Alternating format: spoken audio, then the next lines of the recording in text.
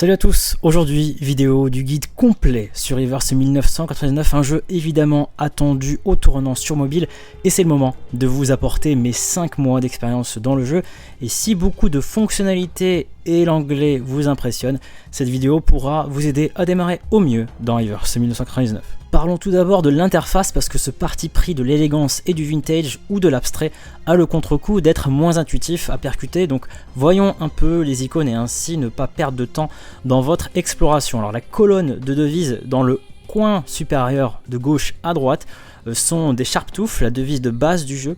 Au milieu, les Pure Raindrops qui vont être vos ressources pour invoquer et un autre type de Pure Raindrops qui, elle, est une ressource pour invoquer monnayant des frais et la seule différence visuelle que vous voyez c'est au niveau de la couleur rosée. Les icônes dans le coin supérieur gauche sont respectivement votre Battle Pass et vos récompenses d'événements à droite.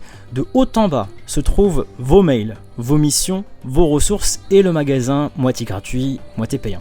Le ticket de cinéma avec Show en haut peut accéder à l'interface de sélection de mode de jeu, tandis que le ticket de cinéma en bas passera directement à là où vous vous êtes arrêté dans votre progression dans l'histoire principale.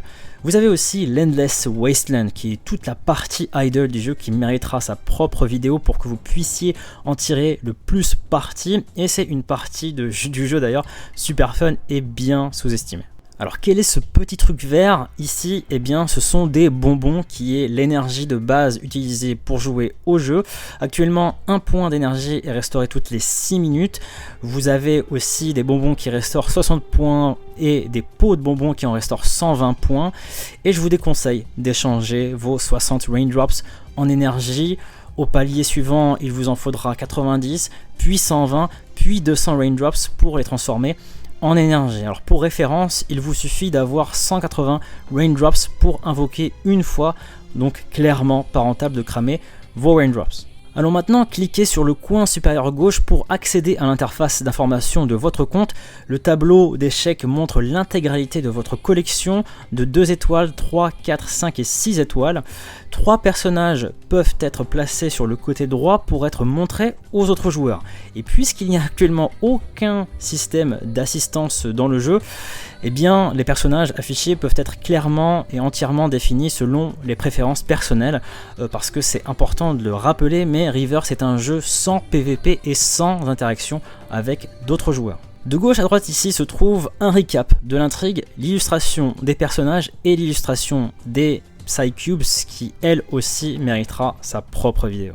Actuellement, il n'existe que 3 modes de jeu permanents, l'histoire principale, les niveaux de farm de ressources et le somnambulisme artificiel qui pourrait être considéré pour ce dernier comme le endgame de Reverse 1999 et qui est le seul mode qui ne consomme pas d'énergie, mais comme dans la majorité des gachas, n'importe quel mode remboursera la totalité de votre énergie si vous perdez un niveau. Et chaque niveau de l'histoire principale est divisé en 2 difficultés, normale et difficile. Ce dernier augmente grandement la puissance des adversaires et déclenchera un mécanisme de combat unique.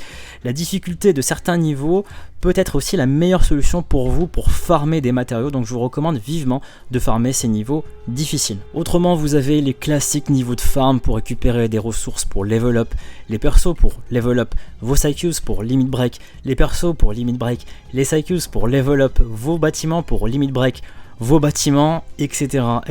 Donc vous le voyez, il vous faudra faire des choix cornéliens avec la petite centaine d'énergie que vous donne le jeu chaque jour. Ce mode de jeu, comme indiqué précédemment, est difficile, mais c'est également le principal moyen d'obtenir du matériel d'amélioration de vos résonances, et on va avoir l'occasion d'en reparler des résonances un peu plus loin dans la vidéo.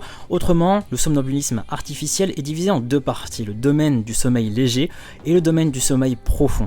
Il y a un total de 10 niveaux dans le domaine du sommeil léger, chaque niveau comporte 5 sections, 5 batailles, et après avoir réussi à nettoyer le royaume du sommeil léger, vous pouvez recevoir un total de 360 de ces fameux matériaux qui se réinitialisent chaque semaine. Plus vous avancerez dans ce mode, plus on vous demandera d'avoir des persos puissants, mais pas que, il vous faudra au moins 2 équipes de 3 pour avancer, et au palier 10, il vous faudra 8 persos qui devront être préparés. Le sommeil profond, lui, se réinitialise tous les 15 jours et c'est vraiment les niveaux 5 et 6 qui sont les véritables défis difficiles de tous les modes actuels dans Reverse 1999. Les personnages dans Reverse sont classés dans l'une des 6 catégories bêtes, plantes, étoiles, minéral, esprit et intellect, et dans l'un des 2 types de dégâts, réel et mental. La confiance d'un personnage ou l'amitié, comme on peut le dire des fois dans d'autres jeux gacha, est affichée ici et la confiance n'affecte pas les attributs de combat. Une confiance croissante peut débloquer plus d'informations sur le personnage et le lore et obtenir des récompenses de Raindrops. Pour level up un perso, vous avez besoin de 2 types de ressources, les Sharptooth et les Dust. Et l'un n'avance pas sans l'autre, ce qui vous forcera à farmer autant des Sharptooth que des Dust. Et votre progression, vous allez le voir, vers les niveaux 40, quand vous allez vouloir aller chercher les niveaux 40-50, est extrêmement ardu. L'Insight, c'est le limit break dans Reverse 1999. Une fois que le personnage a atteint le niveau 30, vous pouvez gagner un niveau d'Insight. Au niveau 40, un de plus, et au niveau 50, un de plus, et ainsi renforcer les compétences passives. Les personnages de 1 à 4 étoiles ne peuvent effectuer que 2 insights, et ça c'est vraiment important à retenir, et les personnages avec 5 et 6 étoiles, eux, peuvent effectuer 3 insights. Donc vous allez voir que très rapidement, ces personnages dits free-to-play vont se révéler inefficaces. Concernant le système de dupes, l'obtention d'une, deuxième ou plusieurs copies d'un même perso peut améliorer évidemment le multiplicateur des sorts ordinaires et ultimes, mais même si en théorie il vous faut 6 copies d'un même perso, d'une manière générale, ces dupes n'ont pas d'impact significatif et c'est tant mieux. Les Psycubes, a encore beaucoup de choses à raconter à leur sujet qui sont l'équivalent des armes dans un autre jeu. Au début, vous pouvez level up en toute tranquillité des Psycubes de rareté commune jusqu'au niveau 20. Par contre, je vous déconseille de les limit break, puis ensuite focus sur les Psycubes de 5 et 6 étoiles qui ont le gros avantage d'avoir des effets passifs qui se déclenchent lorsque certaines conditions sont remplies en combat. Ces effets passifs, vous pouvez évidemment les améliorer grâce à l'amplification, c'est-à-dire en obtenant une carte du même nom puis en la limit breakant. Lorsque la Psycubes est au niveau 20, vous pouvez effectuer une limit break jusqu'au niveau 40 et l'autre limit break, elle permettra d'atteindre le niveau max, le niveau 60. Et les Psycubes les plus fortes, elles nécessitent 5 dupes pour en tirer le plein potentiel, mais heureusement après les plaintes répétées des joueurs en Chine, les Psycubes peuvent être échangés contre des ressources. Derrière ce crâne de pierre et le nom de la résonance qui méritera sa propre vidéo, c'est ce qui peut être la chose la plus difficile à appréhender pour un nouveau joueur, mais je vais vous en expliquer les aspects généraux. La résonance, c'est un moyen important d'augmenter la force d'un personnage et fonctionne de pair avec votre niveau d'insight. Lorsque l'insight est de 0, la limite supérieure du niveau de résonance est de 1 et ne fournit en réalité aucun bonus. Lorsque l'insight est de 1, la limite supérieure du niveau de vos pensées est de 5. Petit aparté, les pensées sont des schémas qui ont des propriétés uniques, mais ne vous en faites pas, je vais vous l'expliquer un peu plus tard. Alors lorsque l'insight est de 2, le niveau de résonance supérieur est de 10. Lorsque l'insight est de 3, la limite supérieure du niveau de vos pensées sera de 15. D'ailleurs, pour certains personnages, il n'est pas recommandé d'augmenter leur niveau de leur pensée, tellement les gains sont faibles comparativement au temps passé à farmer les ressources nécessaires. Et en parlant de farm, l'amélioration de la résonance nécessite de farmer le mode du somnambulisme artificiel, et au début, je vous recommande de donner la priorité à l'amélioration du niveau de résonance d'un seul personnage. Cliquez sur l'icône en damier carré à gauche pour accéder à l'interface de chargement par résonance ou par pensée. Le chargement par résonance, c'est un peu comme un Tetris, mettez autant de blocs de construction de formes différentes que possible dans le cadre. Chaque bloc de construction, elle fournira des bonus d'attributs différents. Si vous êtes intéressé à trouver les meilleurs patterns, les meilleurs schémas en fonction des persos, n'hésitez pas à le partager sur le Discord @XenecaJeuxMobile. Autrement, sur le Discord, ce genre d'informations sera à votre disposition.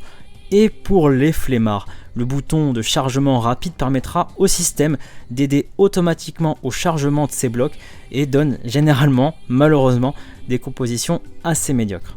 Dirigeons-nous dans le combat, et comme mentionné, Reverse 1999 est un RPG de stratégie au tour par tour avec des combats basés autour d'un système de cartes aléatoires. Chaque personnage possède des compétences passives, 2 cartes d'incantation et une carte ultime. À chaque tour, vous pouvez effectuer X actions, X qui est égal au nombre de personnages actuellement sur le terrain. Si vous avez un perso, vous pouvez effectuer une action, si vous avez 4 persos, vous pouvez effectuer 4 actions. Les actions, elles, incluent de jouer les cartes ou de les déplacer. Une autre mécanique très importante, c'est les Moxies. Les Moxies vous permettront de trigger votre carte ultime, et les Moxies se stackent de différentes manières lorsque vous lancez une compétence, lorsque vous la faites fusionner, lorsque vous la déplacez.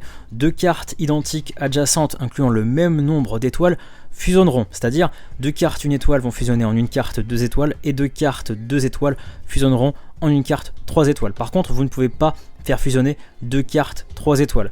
Lorsque vous lancez une carte 3 étoiles, l'effet correspondant sera grandement renforcé.